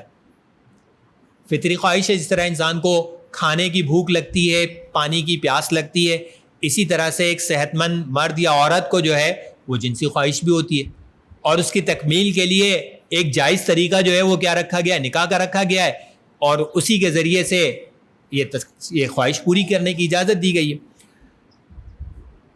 نکاح اسلام کے نزدیک ایک عبادت کا درجہ رکھتا ہے, اور عبادتوں میں اپنی مرضی نہیں چلتی. عبادتوں میں اپنی مرضی نہیں چلتی. آپ جانتے ہیں کہ اگر کوئی شخص جو ہے وہ یہ چاہے کہ آج مغرب کی نماز 3 کی بجائے 4 رکعت پڑھے, تو ایک جو اضافی رکعت پڑھے گا اس میں بھی وہ قرآن کی تلاوت ہی کرے گا نا, رکوع میں وہ تسبیح پڑھے گا, سجدے میں بھی وہ تسبیح پڑھے گا. ہو جائے گی مغرب کی نماز یا نہیں ہوگی؟ نہیں ہوگی. کیوں نہیں ہوگی؟ کیونکہ اس میں مرضی نہیں چلے گی، جیسے بتایا ویسی ہوگی، جیسے بتایا گیا ہے ویسے ہی سر انجام لینے. کوئی شخص آج چلا جائے حرمین اور 5 دن تک وہ سب کچھ کرے جو حج کے دوران کیا جاتا ہے، ہو جائے گا اس کا حج؟ مطلب مینا بھی چلا جائے، پھر مزدلفہ بھی جائے، عرفات بھی جائے، حرم میں بھی جائے، سعی بھی کرے، حلق بھی کروائے، قربانی بھی کرے، حج ہو جائے گا اس کا؟ نہیں ہوگا. کیوں نہیں ہوگا؟ کیونکہ یہ دن حج کے ہیں نہیں، اللہ تعالیٰ نے ان دنوں میں حج کی اجازت نہیں دی ہے، اس وجہ سے نہیں ہوگا. تو عبادتیں جو ہوتی ہیں وہ اس طرح سے قبول ہوتی ہیں جس طرح سے اس کی کیا دی گئی ہے؟ اجازت دی گئی. نکاح کے بارے میں قرآن کریم کی اجازت ہے کہ فَانْكِحُوا مَا طَابَ لَكُمْ، تم شادی کرو ان سے جو تمہیں اچھی لگے. یہ تو مردوں کو خطاب ہو گیا. اب کوئی کہہ سکتا ہے کہ یہ اجازت تو صرف مردوں کو ہے، خواتین کو تو نہیں ہے. لیکن یاد رکھیے کہ قرآن کریم میں نماز کا حکم بھی مردوں کو ہی ہے، پھر خواتین کہیں کہ ان کو نماز کا بھی حکم نہیں ہے. یا ایھا الذین آمنوا اقیموا الصلاۃ، ٹھیک ہے، کہیں یہ نہیں فرمایا کہ یا ایھا النساء اقمن الصلاۃ. قرآن کریم میں تو نہیں آیا کہ اے خواتین نماز پڑھا کرو، ٹھیک ہے. تو قرآن کریم کا انداز یہی ہے کہ وہ حکم مردوں کو دیتا ہے جس میں خواتین بھی کیا ہوتی ہیں؟ شامل ہوتی ہیں. اور نکاح کے معاملے میں بھی یہ بات جو ہے وہ کیا ہے؟ ثابت ہے کہ جناب نبی کریم صلی اللہ علیہ وسلم کے سامنے ایسے واقعات ہوئے جس میں آپ صلی اللہ علیہ وسلم نے کیا کیا؟ اس بات کو ثابت کر دیا کہ خواتین کی مرضی کا بھی احترام کرنا ضروری ہوگا. ایک خاتون حضرت خنسا رضی اللہ تعالی عنہ بیوہ ہو گئیں یا مطلقہ ہو گئیں، تو ان کے جو ولی تھے وہ ان کی شادی کسی ایسی جگہ کرنے لگے جس پہ وہ راضی نہیں تھی. وہ آ گئیں جناب نبی کریم صلی اللہ علیہ وسلم کے پاس. آپ صلی اللہ علیہ وسلم نے ان کو اختیار دیا کہ تم چاہو تو اس نکاح کو کیا کر دو، ختم کر دو، یہ نکاح نہیں نافذ ہوگا. خاتون کی مرضی کا کیا کیا؟ اعتبار کیا. اسی طریقے سے ایک کنواری لڑکی جناب نبی کریم صلی اللہ علیہ وسلم کے پاس آئیں اور کہنے لگی کہ رسول اللہ میرے والد جو ہیں وہ اپنے بھتیجے سے، میرے کزن سے میری شادی کرنا چاہتے ہیں، میں اس سے نہیں کرنا چاہتی ہوں شادی، تو کیا میرے پاس کوئی اختیار ہے؟ آپ صلی اللہ علیہ وسلم فرمایا کہ ہاں، اگر تم چاہو تو نہیں ہوگی شادی. تو انہوں نے کہا کہ نہیں، میں اب تیار ہوں، میں شادی کر لوں گی، میں صرف یہ بتانا چاہتی تھی خواتین کو کہ ان کے پاس یہ اختیار ہے. اب میں اپنے والد کی مرضی پہ جو ہوں وہ کیا ہوں؟ راضی ہوں، میں اس سے شادی کر لوں. اب دیکھیے اس سے واضح ہو جاتا ہے کہ لڑکی کی رضامندی بھی کیا ہے؟ شریعت میں مطلوب ہے. اب اگر کوئی لڑکی یا لڑکا والدین کی اجازت کے بغیر، ان کی مرضی کے بغیر جو ہے وہ کیا کر رہا ہو یا کر رہی ہو، شادی کر رہے ہو، تو اس کو اپنی عزت اور غیرت کے خلاف سمجھا جاتا ہے. کسی حد تک یہ درست بھی ہے، کسی حد تک یہ درست بھی ہے کہ جب بڑے موجود ہوں تو ان کی رائے کو اپنی رائے پر فوقیت دینی چاہیے. ضابطے کے بڑے جب موجود ہوں تو ان کی رائے کو اپنی رائے پر کیا دینی چاہیے؟ فوقیت دینی چاہیے. ہمیں یہی تعلیم دی گئی ہے کہ اپنے بڑوں کی بات کا کیا کرو؟ خیال کرو. لیکن اگر بڑے بغیر کسی معقول وجہ کے ضد پر اڑے تو پھر یہ معاملہ نہیں رہے گا. اگر وہ کسی ایسے رشتے پر اصرار کر رہے ہوں کہ جو رشتہ جوڑ کا رشتہ نہیں ہے تو پھر یہ درست نہیں ہوگا. پھر وہاں پر جو ہے وہ کیا کیا جا سکتا ہے؟ اپنے اختیار کو استعمال کیا جا سکتا ہے. کہیں بھی اسلام اس بات کی ترغیب نہیں دیتا کہ کوئی اپنے گھر سے بھاگ جائے اور شادی کرے. یہ بات تو بالکل طے ہے. یہ اسلام بالکل بھی اس کی اجازت یا اس کی ترغیب نہیں دیتا کہ ایسا کیا جائے. ٹھیک ہے، اس کو روکا ہی جاتا ہے. بلکہ ایک حدیث میں آتا ہے کہ ایما امرأۃ نکحت بغیر اذن ولیہا فنکاحها باطل باطل باطل، کہ جو عورت، جو لڑکی اپنے ولی کی اجازت کے بغیر نکاح کرے تو اس کا نکاح باطل ہے. ایک طرف یہ حدیث ہے اور دوسری طرف وہ حدیث ہے، تو دونوں کو جوڑنے سے جو ہے وہ صحیح بات سمجھ میں آئے گی کہ عام حالات کے اندر تو یہ نہیں کرنا چاہیے کہ کوئی لڑکی خود سے اپنی شادی کرے. اس کو بے شرمی سمجھا جاتا ہے کہ جب بڑے موجود ہیں تو انہی کے ذریعے سے کیا ہونی چاہیے؟ ولی کی سرپرستی کے ذریعے ہی سے کیا ہونی چاہیے؟ شادی ہونی چاہیے. عزت کا تقاضا یہی ہے. لیکن دوسری طرف سرپرستوں کو بھی یہ پابند کیا گیا ہے کہ ان کی مرضی تو پوچھو. تو عموماً کیا ہوتا ہے کہ مرضی کے خلاف شادی کرنے کی کوشش کی جاتی ہے، پھر لڑکا اور لڑکی کوئی اقدام کرتے ہیں اور اسے کیا سمجھا جاتا ہے؟ اپنی غیرت کے خلاف سمجھا جاتا ہے. اور جب غیرت کے خلاف سمجھا جاتا ہے تو اس کا علاج کیا نکالا جاتا ہے؟ مار ڈالو. ایک سبب یہ ہوتا ہے. دوسرا سبب عموماً یہ ہوتا ہے کہ مسئلہ کوئی اور ہوتا ہے, کوئی ذاتی دشمنی ہوتی ہے, مسئلہ کوئی ذاتی دشمنی ہوتی ہے, اور قتل کرنے کے بعد کیا کر دیا جاتا ہے؟ الزام لگا دیا جاتا ہے. اور قبائلی روایات میں چونکہ اسے قانونی حیثیت گویا کہ حاصل ہے, اسے جائز سمجھا جاتا ہے, اس وجہ سے جان چھوٹ جاتی ہے کہ بس الزام لگا دو کہ یہ لڑکی جو ہے وہ کیا تھی؟ بچلن تھی, اس وجہ سے میں نے کیا کر دیا؟ قتل کر دیا. تو بلکہ اس کو کیا ایک ہیرو سمجھا جائے گا کہ ہاں اس نے تو بہت اچھا کام کیا. مسئلہ کیا تھا؟ کوئی ذاتی مسئلہ تھا. یہی تو وجہ ہے کہ شریعت نے سزائیں دینے کا اختیار افراد کو نہیں دیا ہے. آپ تھوڑی دیر کے لیے تصور کیجئے کہ ہم میں سے ہر شخص کے پاس یہ اختیار ہوتا کہ کسی جرم کی سزا وہ خود دے سکتا ہے, کسی کو قتل بھی کر سکتا ہے سزا میں, تو ہم میں سے کس کی جان محفوظ ہوگی؟ کسی کو ہمارے اوپر کسی بھی بات پہ غصہ آیا, قتل کر دیا, بعد میں کہہ دیا کہ اس نے تو یہ کیا تھا اس لیے میں نے قتل کر دیا, اب کیا کریں گے؟ تو یہ جو شریعت نے نظام بنایا ہے یہ بہت ہی معقول نظام ہے کہ جس کی وجہ سے معاشرے میں فساد کو کیا کیا جائے گا؟ روکا جائے گا. یہ معاشرے سے فساد کو روکنے کے لیے شریعت نے یہ پورا نظام بنایا ہے کہ حدود اور قصاص جو ہے یہ اس کا اختیار افراد کو نہیں دیا, بلکہ اس کا اختیار جو ہے وہ کس کو دیا ہے؟ ریاست کو دیا ہے. ایک بڑی وجہ یہ بھی ہے کہ وقت پر شادیاں نہیں ہو رہی ہیں, یہ بھی ایک بہت بڑی وجہ ہے اس معاملے کی کہ وقت پہ شادی نہیں ہوتی ہے. لڑکے یا لڑکی کی شادی کی عمر ہو گئی ہے, شادی کا تقاضا بھی ہے, بڑے جو ہے وہ اس کا خیال نہیں کر رہے ہیں. اب وہ اسی کو صحیح سمجھتے ہیں کہ بھاگ کر شادی کر لو, وہ شادی کر لیتے ہیں اور گھر والے اس کو اپنی عزت کے خلاف سمجھتے ہیں اور پھر کیا کر دیتے ہیں؟ جان لے لیتے ہیں. تو شادی کے حوالے سے جناب نبی کریم صلی اللہ علیہ وسلم کی جو تعلیمات ہیں وہ یہی ہے کہ جب کسی لڑکی کے لیے مناسب رشتہ مل جائے تو پھر اس کے بعد شادی میں تاخیر نہیں کرنی چاہیے. اور ایک حدیث شریف میں آپ صلی اللہ علیہ وسلم نے فرمایا کہ کسی کے بچے اگر جوان ہو جائیں اور وہ ان کی شادی نہ کریں اور پھر خدا نہ خواستہ وہ کسی گناہ کا شکار ہو جائیں تو والد کو بھی اس کا گناہ ملے. یعنی ہونا ہی چاہیے تھا کہ شادی ہو جاتی تو نکاح کے ذریعے سے وہ اپنی ضرورت کی جائز انداز سے تکمیل کر لیتے. ان کو موقع نہیں ملا تو انہوں نے ناجائز تکمیل کر لی. ناجائز تکمیل کا گناہ کس کو ملے گا؟ والدین کو بھی ملے گا. اور اس معاملے میں ہم شہروں والے زیادہ برے ہیں, ہمارے یہاں زیادہ تاخیر سے شادیاں ہو رہی ہیں, ٹھیک ہے. اور عنوان کیا ہوتا ہے؟ ابھی پاؤں پہ کھڑا ہو جائے, ابھی پاؤں پہ ہی کھڑا ہوا ہے اور کسی کے پاؤں پہ تھوڑی کھڑا ہوا ہے, اپنی پاؤں پہ کھڑا ہوا ہے ابھی, تو یہ پاؤں پہ کھڑا ہو جائے پھر جو ہے وہ کیا کریں گے؟ شادی کریں گے. اور ہر کسی کا پاؤں پہ کھڑا ہونے کا معیار بھی الگ الگ ہے. کسی کا معیار یہ کہ کم سے کم 1 لاکھ روپے کمائے تو پاؤں پہ کھڑا ہونا سمجھا جائے گا. کسی کا معیار یہ کہ کوئی 30-40 ہزار روپے کمائے تو پاؤں پہ, تو ہر ایک کا معیار بھی جو ہے وہ کیا ہے؟ الگ الگ ہے. تو اس کو بھی جو ہے وہ دیکھنے کی ضرورت ہے. یہ نتیجہ بن سکتا ہے ناجائز کام کا, اور اگر اس وجہ سے کوئی ناجائز کام میں مبتلا ہوا تو بڑوں کو بھی اس کا کیا ملے گا؟ گناہ ملے گا. بہرحال یہ بھی وجہ ہوتی ہے. اچھا, قبائلی معاشروں میں روایات کو دین پر ترجیح دی جاتی ہے. جو ان کی قبائلی روایات ہیں نا اس کو دین پر کیا کی جاتی ہے؟ ترجیح دی جاتی ہے. ایک طرف دین کا حکم ہے اور ایک طرف جو ہے وہ قبائلی روایت ہے. اگر ان کا ٹکراؤ ہوتا ہے تو عموماً قبائلی روایت کی طرف جاتے ہیں. آپ نے دیکھے ابھی جو اس عنوان کو بظاہر اس وقت منتخب کرنے کی وجہ وہ واقعہ ہوگا جو تازہ واقعہ ابھی پچھلے دنوں سب کے ہی سامنے آ چکا ہے. تو آپ نے اس میں دیکھا کہ ایک ہمارے حلیے والے صاحب بھی شامل ہیں اس پورے اس میں, جس نے وہ ویڈیو دیکھی ہوگی اس کو معلوم ہے کہ میرے جیسے حلیے والے ایک صاحب بھی اس پورے عمل کے اندر شامل ہے جہاں اس لڑکی کو کیا کیا جا رہا ہے؟ مارا جا رہا ہے. دیکھا ہوگا آپ نے, ٹھیک ہے. تو کیا لگتا ہے کہ وہ دین سے واقف نہیں ہوں گے؟ کیا واقف تو ہوں گے, لیکن قبائلی روایت جو ہے وہ کیا ہوگی؟ غالب آئے گی دین کے اوپر. تو یہ معاملہ ہمارے یہاں بھی ہے.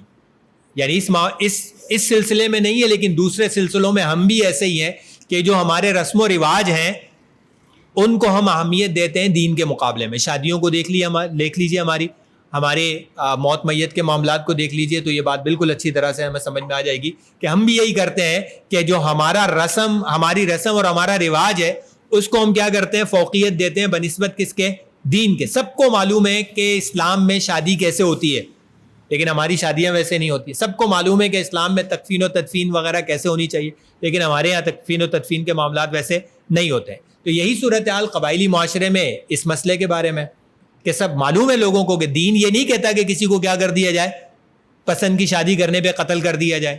دین یہ نہیں کہتا کہ کسی کو کسی ذاتی دشمنی کی بنیاد پہ کیا کر دیا جائے, قتل کر دیا جائے. لیکن قبائلی رسوم کی وجہ سے کیا کر دیا جاتا ہے, اس کو روا رکھا جاتا ہے اور اس کو صحیح سمجھا جاتا ہے. اسی طریقے سے ایک بڑا مسئلہ قانون کی کمزوری بھی ہے. ہمارا جو قانونی نظام ہے, عدالتی نظام جو ہے نا, وہ بھی اس طرح کے معاملات کے جاری رہنے کا ایک سبب ہے. کئی جگہوں پر واقعتاً زنا ہوا ہوتا ہے, ثبوت بھی ہوتا ہے, لیکن سزا نہیں ملتی. تو لوگ کہتے ہیں کہ عدالت نے تو ویسے بھی سزا نہیں دینی, خود ہی دے دو. جیسے ہمارے یہاں یہ ابھی ٹرینڈ چل رہا ہے نا, ڈاکوؤں کو خود ہی مار دو, چل رہا ہے ٹرینڈ اس وقت, اور اس کی بڑی پذیرائی بھی ہے, سب واہ واہ بھی کر رہے ہوتے ہیں سوشل میڈیا پہ. وجہ کیا ہے کہ پکڑ کے دیتے ہیں تو یہ پھر چند دنوں کے بعد چھوٹے ہوئے ہوتے ہیں, خود ہی مار دو. اس کی حوصلہ افزائی نہیں کرنی چاہیے, اس کی حوصلہ افزائی نہ کریں, یہ دین کے مزاج کے خلاف ہے. اس پہ کام کریں کہ ہمارا عدالتی نظام کیسے ٹھیک ہوگا, اس کے لیے کوشش کی جائے, اور اس کوشش پہ انشاءاللہ میں ثواب ملے گا. لیکن اس ٹرینڈ کا حصہ کبھی نہ بنے, کیونکہ یہ شریعت کے, دین کے مزاج کے کیا ہے, خلاف ہے. ٹھیک ہے, یہ چیزیں اس وقت تک اچھی لگتی ہیں جب دوسروں کے ساتھ ہوتی ہیں. کبھی اپنے ساتھ یا اپنے قریبیوں کے ساتھ ہو جاتی ہیں نا, تو پھر پتہ چلتا ہے, پھر انسان روتا پیٹتا ہے کہ ہمارا بچہ تو پہلی مرتبہ گیا تھا اور لوگوں نے مار دیا. ٹھیک ہے, اللہ سب کی حفاظت فرمائے. تو دین کو جو ہے وہ کیا ہونی چاہیے, ترجیح ملنی چاہیے روایات پر. یہ مزاج ہمیں جو ہے وہ بنانا چاہیے, اور قانونی جو کمزوری ہے نظام کی, اس کو دور کرنے کی جو ہے وہ کوشش کرنی چاہیے. ایک اور بڑا مسئلہ یہ ہے کہ ہمارے یہاں ایسے لوگوں کو معافی بھی مل جاتی ہے. کسی نے اپنی بہن کو قتل کر دیا, کس عنوان سے, غیرت کے نام پر قتل کے عنوان سے. اب پکڑا گیا وہ شخص, عدالت میں آ گیا, عدالت اس کو جو ہے وہ کیا کر رہی ہے, سزا دے گی, قتل کی سزا دے گی. اب اس ماری جانے والی لڑکی کے جو وارث ہیں نا, وہی اس کو معاف کر دیں گے, کہیں گے اس کو چھوڑ دو, یہ ہمارا بھائی ہے, یہ ہمارا بیٹا ہے, اب تو ہماری بیٹی تو ویسی چلی گئی ہے, اس کو بھی تم مار دو گے, اس کو بچا. اب یہ بظاہر تو محبت میں کیا جا رہا ہے, لیکن اس کے جو نتائج ہیں, یہ نتائج یہ ہیں کہ وہ جو غلط عمل ہے وہ مسلسل جاری ہے. کیونکہ مارنے والے کو پتا ہے کہ بعد میں مجھے تو کیا کر لیا جائے گا, بچا ہی لیا جائے گا. اگر میں پکڑا بھی گیا تو میرے اپنے ہی کیا کر لیں گے, مجھے بچا لیں گے. تو اس سے پیچھے ہٹنا چاہیے. بلکہ ایسے رویوں کو ختم کرنے کے لیے ضروری ہے کہ قانون کو اپنا کام کرنے دیا جائے, عدالت سے جو سزا اس کی بنتی ہے وہ جاری ہونے دی جائے, تاکہ کیا ہو جائے, یہ اس طرح کے جرائم آئندہ کے لیے کیا ہو جائیں, رک جائیں. تو خلاصہ یہ ہے کہ یہ جو غیرت کے نام پر قتل ہے, یہ اتنا سادہ مسئلہ نہیں ہے, اس کے اندر پیچیدگی ہے. اس کی کچھ صورتیں ایسی ہو سکتی ہیں کہ جو جواز کی صورتیں ہوں, لیکن ہمارے معاشرے میں جو رائج صورتیں ہیں وہ عام طور پہ جواز کی صورتیں نہیں ہیں, وہ ناجائز صورتیں ہی ہیں. اور وہ صورتیں عام طور پہ یہی ہوتی ہیں کہ کسی نے شادی کی ہے اپنی پسند کی, اس پہ مار دیا, گھر سے کوئی چلی گئی ہے اس پہ مار دیا, ذاتی دشمنی ہے اس پہ مار دیا. تو اس طرح کے رویوں کی بہرحال شریعت میں کوئی گنجائش نہیں ہے. اللہ سبحانہ و تعالیٰ سے دعا ہے کہ اللہ تعالیٰ ہمیں دین کے مزاج کو سمجھنے کی بھی توفیق عطا فرمائے, اور اس کے مطابق اپنی زندگیوں کو ڈھالنے کی بھی توفیق عطا فرمائے. وآخر دعوانا ان الحمدللہ رب العالمین. جزاکم اللہ مفتی صاحب, آپ کا بہت بہت شکریہ کہ آپ نے اس موضوع کے بہت سارے جتنے بھی ضروری پہلو ہو سکتے تھے ان کو کور کر دیا. آپ کا بہت بہت شکریہ. بڑا پیچیدہ قسم کا موضوع تھا, اور کئی علماء اکرام سے میری بات ہوئی تھی تو اس حوالے سے, تو وہ مجھ سے یہی کہہ رہے تھے کہ موضوع ذرا پیچیدہ ہے اور ہمارا مطالعہ اس میں نہیں ہے. لیکن ماشاءاللہ جو ہے ڈاکٹر صاحب نے اس موضوع کو بڑے اچھے طریقے سے کور کیا. ہم آپ کے انتہائی شکر گزار ہیں. اور دوسری عرض یہ ہے کہ ہم اسی قسم کے جو موضوعات ہیں نا اس کا انتخاب کرتے ہیں جو کہ چیلنجنگ ہوتے ہیں, اور جس میں ہم یہ چاہ رہے ہوتے ہیں کہ ہمارا معاشرہ اس سے بھرپور طریقے سے مستفید ہو. عام موضوعات جو ہوتے ہیں وہ بھی ہوتے تو رہتے ہیں مساجد کے ممبروں سے, لیکن ہم ایسے موضوعات کا انتخاب کرنے کی کوشش کرتے ہیں جو فکری نوعیت کے ہوتے ہیں اور جس پر عموماً گفتگو نہیں کی جاتی ہے. تو آج بھی ہم نے الحمدللہ اس کا حق ادا کیا, اور آج انتہائی پیچیدہ موضوع کو بھی ہم نے زیر بحث لے کر آئے اور اس میں الحمدللہ جو ہے مفتی صاحب نے بڑی شاندار گفتگو کی. چند اعلانات ہیں، سن لیں پھر دعا کر لیتے ہیں. سب سے پہلا اعلان وہ ہے فلسطین کے بارے میں. گزشتہ کافی عرصے سے ہم سب سے پہلا اعلان فلسطین کے حوالے سے ہی کرتے ہیں، اور تازہ ترین صورتحال یہ ہے کہ اسرائیل کے وزیر اعظم اور وہاں کی کیبنٹ نے اس بات کی منظوری دے دی ہے کہ اب غزہ کے پورے علاقے پر قبضہ کر لیا جائے، اور اس کا آغاز وہ غزہ شہر سے کریں گے، بلکہ شروع کر دیا ہوگا. اس میں ان کو امریکہ کی رضامندی بھی مل چکی ہے. تو بڑا مشکل وقت ہے ہمارے ان مسلمانوں کے ساتھ. غزہ کے جو مسلمان ہیں، پہلے ان کو خوراک نہیں مل رہی تھی، ابھی بھی یہ سلسلہ برقرار ہے، اور سینکڑوں ہزاروں بچے بھوک سے مر چکے ہیں، اب تک شہید ہو چکے ہیں. تو ہمیں اس چیز کو مد نظر رکھنا ہوگا کہ ہم اس میں زیادہ سے زیادہ کیا کردار ادا کر سکتے ہیں. ہمارے یہ مسلمان بھائی، ان کو بھرپور طریقے سے خوراک پہنچانے کے لیے اور ان کی مشکلات کو حل کرنے کے لیے ہم کیا رول پلے کر سکتے ہیں. الحمدللہ ہمارے یہاں سے یہ رول بھرپور طریقے سے جو ادا کیا جا رہا ہے. جن حضرات کو بھی اس حوالے سے جو ہے گفتگو کرنی ہو تو ہم سے کر سکتے ہیں، اور انشاءاللہ تعالی ہم جو ہے یہاں سے جو ہے بھرپور قسم کی امداد جو ہے ہمارے ان فلسطینی بھائیوں کو پہنچانے کے لیے پورا انتظام کرتے ہیں. دوسرا اعلان یہ ہے کہ ہمارے اکابر نے اسرائیلی مصنوعات کی بائیکاٹ کا اعلان کیا ہوا ہے. اس کو بھولنا نہیں ہے. ہم تھوڑے عرصے کے بعد ہمیں اپنے آپ کو یاد دہانی کروا لینی چاہیے کہ بھائی یہ سلسلہ برقرار ہے، اور اسرائیلی مصنوعات یا اس سے متعلقہ جتنی بھی چیزیں ہیں ان سے ہم پرہیز کریں اور دوسروں کو بھی ترغیب دیتے رہیں. الحمدللہ اس سلسلے میں کافی حد تک تو عمل درآمد کیا جا رہا ہے، لیکن اور مزید اس پر بھرپور طریقے سے عمل درآمد کرنے کی ضرورت ہے. ہمارا انشاءاللہ اگلا درس قرآن و حدیث اگلے ماہ یعنی ستمبر کی 14 تاریخ کو ہوگا. تو تمام حضرات و خواتین اسے نوٹ کر لیں، اور آپ تمام حضرات اور خواتین کے علم میں ہے کہ ہمارا یہ درس قرآن و حدیث جو ہے سوشل میڈیا پر بہت بڑے پیمانے پر نشر ہوتا ہے، اور لاکھوں لوگ اسے الحمدللہ سنتے ہیں. اور آج کے موضوع کا بھی تعین کرنے کا بنیادی مقصد یہ تھا کہ پوری دنیا کے مسلمان جو ہے یہ قبائلی معاشروں میں جو قتل اور جو قتل کے سلسلے ہیں یا غیرت کے نام پر قتل ہیں، اس میں شرعی اس کی کیا حیثیت ہے، پوری دنیا کے مسلمانوں کو سنانا مقصود ہے.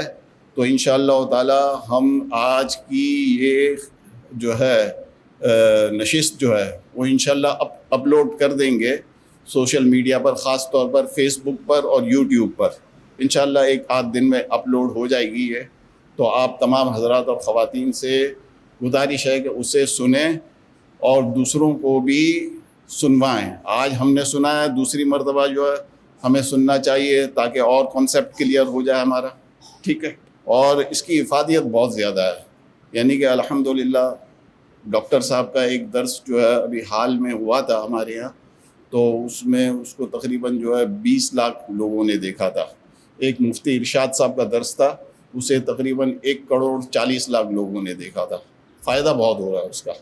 تو اس لیے زیادہ سے زیادہ جو ہے ہمیں اس کو عام کرنے کی ضرورت ہے. شیخ الاسلام حضرت مفتی تقی عثمانی صاحب دامت برکاتہم کا آسان ترجمہ قرآن باہر موجود ہے، اور ہم اسے کاسٹ ٹو کاسٹ دیتے ہیں، اس میں کوئی منافع وغیرہ نہیں رکھتے ہیں. تو اس کو زیادہ سے زیادہ عام کرنے کی ضرورت ہے، اس لیے کہ اس کی اردو بہت آسان ہے. اور ہماری کوشش یہ ہونی چاہیے کہ تحفے تحائف جہاں کہیں بھی ہم شادیوں میں یا اس کے علاوہ دیتے ہیں تو آسان ترجمہ قرآن کو اس سلسلے میں مرکز بنائیں.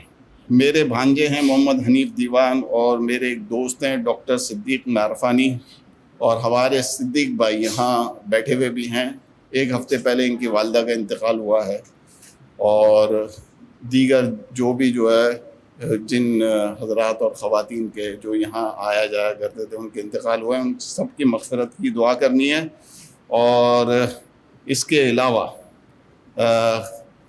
کرنل عبد المغنی صاحب جو صفا سسٹم آف اسکولز کے چیئرمین ہیں، ان کا ایک چھوٹا آپریشن ہوا ہے، آتے ہیں ہمارے یہاں درس میں، پچھلی مرتبہ بھی موجود تھے، آج انہوں نے اسی لیے معذرت کی کہ آپریشن کی وجہ سے وہ آنے سے معذور تھے، تو انہوں نے خاص طور پر دعا کے لیے کہا ہے، ان کے لیے بھی دعا کرنی ہے۔ اور اس کے علاوہ جو ہے جتنے بھی بیمار ہیں ان سب کے لیے بھی ہمیں دعا کرنی ہے۔ جتنے بھی بے گناہ قیدی پاکستان میں ہیں، سیاسی قیدی، غیر سیاسی بے گناہ قیدی، اللہ تعالیٰ سے ہمیں دعا کرنی ہے کہ سب کی رہائی کی یا اللہ آپ سامان فرما دیں۔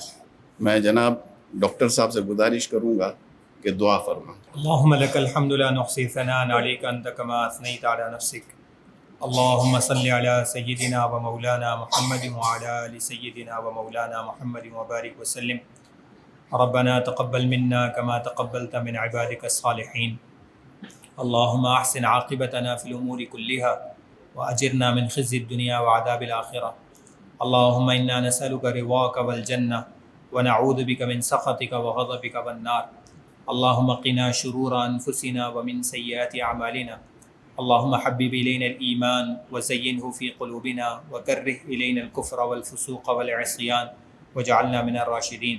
یا اللہ ہم سب کے یہاں بیٹھنے کو، جمع ہونے کو اپنی بارگاہ میں قبول فرما دیجیے۔ یا اللہ یا رحمان یا رحیم ہمارے تمام گناہوں کو معاف فرما دیجیے۔ یا اللہ ہم سے ہمارے گناہوں کا وبال دور فرما دیجیے۔ یا اللہ اپنی اور اپنے پیارے حبیب صلی اللہ علیہ وسلم کی سچی محبت اور کامل اطاعت نصیب فرما دیجیے۔ یا اللہ ہم سب کو کامل ایمان، کامل ہدایت عطا فرما دیجیے۔ یا اللہ سب کا خاتمہ کامل ایمان پر فرمائیے۔ یا اللہ دنیا اور آخرت کی ہر بھلائی نصیب فرمائیے، ہر برائی سے ہماری حفاظت فرمائیے۔ اللہ دونوں جہانوں میں مکمل عافیت عطا فرمائیے۔ یا اللہ ہمارے تمام بیماروں کو شفا عطا فرما دیجیے۔ یا اللہ جن جن حضرات کے لیے دعائے صحت کی درخواست کی گئی ہے، اللہ ان سب کو صحت عافیت عطا فرما دیجیے۔ یا اللہ دیگر جتنے مسلمان بیمار ہیں سب کو مکمل شفا عطا فرما دیجیے۔ یا اللہ ہمیں اور ہمارے گھر والوں کو، ہمارے عزیزوں کو ہر قسم کی موذی بیماریوں سے محفوظ رکھیے۔ یا اللہ دیر تک چلنے والی، عاجز کر دینے والی لا علاج بیماریوں سے ہمارے گھر والوں کی حفاظت فرمائیے۔ یا اللہ یا رحمان یا رحیم جتنے مسلمان دنیا سے رخصت ہو چکے ہیں سب کی کامل مغفرت فرما دیجیے۔ یا اللہ جن حضرات کے لیے دعا کا کہا گیا ان کی بھی کامل مغفرت فرما دیجیے۔ یا اللہ ان کو بھی درجات عالیہ نصیب فرما دیجیے۔ یا اللہ ہم سے جن جن لوگوں نے دعا کے لیے کہا ہے، لکھا ہے، ہم سے دعا کی امید رکھتے ہیں، اللہ سب کی تمام جائز حاجتوں مرادوں کو پورا فرما دیجیے۔ یا اللہ ہماری بھی تمام جائز حاجتوں مرادوں کو غیب سے پورا فرما دیجیے۔ یا اللہ ہمارے مظلوم فلسطینی بہنوں بھائیوں کی مدد فرما دیجیے۔ یا اللہ ظلم و ستم سے انہیں نجات عطا فرما دیجیے۔ یا اللہ ظالم کا ہاتھ روک دیجیے۔ یا اللہ ظالموں کو عبرت کا نشان بنا دیجیے۔ یا اللہ ظالموں کو عبرت کا نشان بنا دیجیے۔ یا اللہ ہمارے مظلوم بھائیوں کی مدد فرما دیجیے۔ یا اللہ انہیں ظلم و ستم سے نجات عطا فرما دیجیے۔ بحیثیت مسلمان ہمیں جو کچھ کرنا چاہیے اللہ ہمیں اس کی توفیق عطا فرما دیجیے۔ یا اللہ ہمارے لیے وہ کرنا آسان فرما دیجیے۔ یا اللہ اپنی مدد جلد از جلد نازل فرما دیجیے۔ یا اللہ اپنی مدد جلد از جلد نازل فرما دیجیے۔ یا اللہ اپنی مدد جلد از جلد نازل فرما دیجیے۔ اللہم انا نسألک من خیر ما سألک من عبدک و نبیک محمد صلی اللہ علیہ وسلم ونعوذ بک من شر ما استعاذک من عبدک و نبیک محمد صلی اللہ علیہ وسلم۔ ربنا تقبل منا انک انت السمیع العلیم وتب علینا انک انت التواب الرحیم وصلی اللہ تعالی علی النبی الکریم محمد و آلہ و صحبہ اجمعین آمین برحمتک یا ارحم الراحمین۔ دو اعلان اور سن لیں۔ ذکی بھائی جو ہمیشہ ہمارے یہاں درس میں بلکہ انتظامیہ میں ہمارے ساتھ، وہ ابھی درس قرآن میں یہاں شریک تھے تو ان کو اچانک بہت زیادہ الٹیاں ہو گئیں، ان کے لیے بھی، ان کی صحت کے لیے بھی دعا کیجیے گا۔ ان کو ہم نے یہاں کمرے میں لٹایا ہوا ہے۔ اور اصغر سعید بھائی جو گزشتہ 30-40 سال سے ہمارے دروس میں ہمیشہ شریک ہوا کرتے تھے اور یہاں اس طرف ہمیشہ بیٹھا کرتے تھے، شدید بیمار ہیں، ان کی صحت کے لیے بھی ہمیں دعا کرنی ہے۔ آمین۔